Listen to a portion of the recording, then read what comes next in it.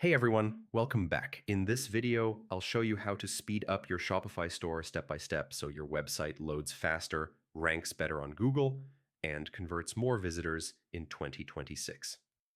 Store speed is one of the most important factors for e-commerce success. If your Shopify store loads slowly, visitors leave, ads become expensive, and sales drop. Start by checking your store speed report inside Shopify. This shows how fast your store is and where improvements are needed. Heavy images are a major cause of slow loading. Compress product images properly to maintain quality while reducing size. Too many apps can also slow down your store. Remove unused apps and keep only what's necessary. Your theme matters a lot.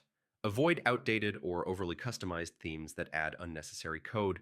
Reduce extra scripts like pop-ups and tracking tools that you don't need. Enable lazy loading so images load only when users scroll. Optimize your store for mobile devices since most customers shop on phones. Use a reliable custom domain with correct DNS configuration and always test your store speed regularly after updates. That's how to speed up your Shopify store step by step. Like the video, subscribe for more Shopify tutorials, and I'll see you next time.